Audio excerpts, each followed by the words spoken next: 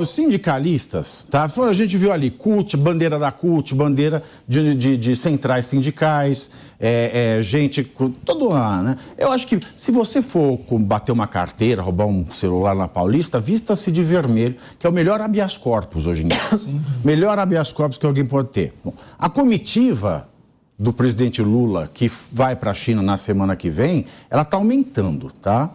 Segundo o site Poder 360, Lula convidou Miguel Torres, presidente da Força Sindical, e Sérgio Nobre, presidente da CUT, para fazerem parte da equipe que vai à Ásia. E os dois aceitaram o convite. Bom, a gente vê aí os soldados desses senhores na rua queimando um burrinho, né, cometendo o crime de incêndio, e eles vão para a China. Vão fazer o que na China? Vão ensinar direitos trabalhistas lá na China? Vão aprender o que a China faz com quem faz esse tipo de manifestação na Praça da Paz Celestial.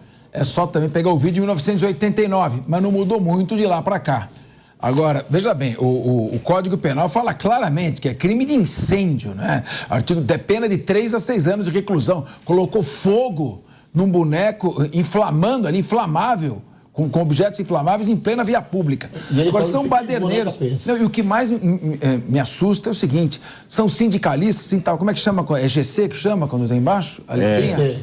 GC, não sei porque é GC, mas o GC... Gerador de caracteres. Gerador de caracteres, muito obrigado, Deise. Coloca embaixo sindicalistas, eu colocaria baderneiros, criminosos, estão lá colocando fogo, criando tumulto.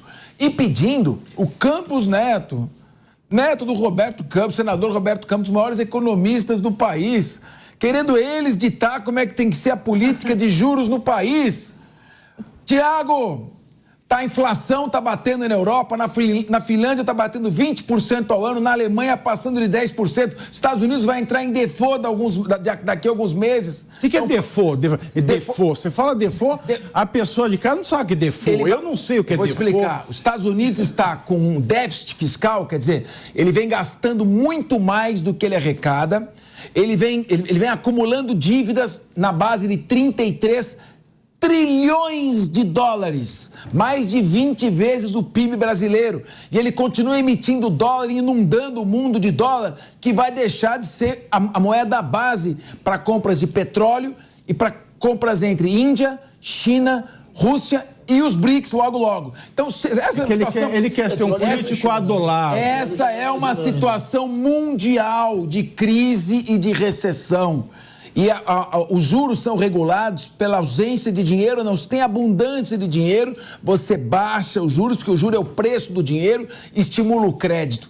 Quando você precisa, muitas vezes, elevar a taxa de juros, é para evitar um desabastecimento, uma elevação dos preços, e os economistas sabem isso muito bem. Agora, desculpe, eu não quero usar expressões pesadas, mas um imbecil que joga álcool e ateia fogo num boneco, com a fotografia do presidente do Banco Central, um idiota desses, tem alguma esperança de querer ajudar o país com conselhos econômicos?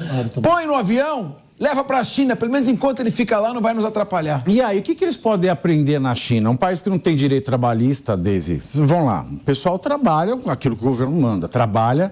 Né? É como um chinês, trabalha muito, não tem essa de férias, 13º, descanso intrajornada, interjornada. Lá, quem faz manifestação como eles fizeram aqui, tem o fim que todo mundo já sabe. Veja o caso de Taiwan, né? Que é meio independente, longe da capital, e toda vez que tem um protesto, a gente vê o que acontece. O que um presidente, dois no caso, presidente de centrais, federações sindicais vão fazer na China?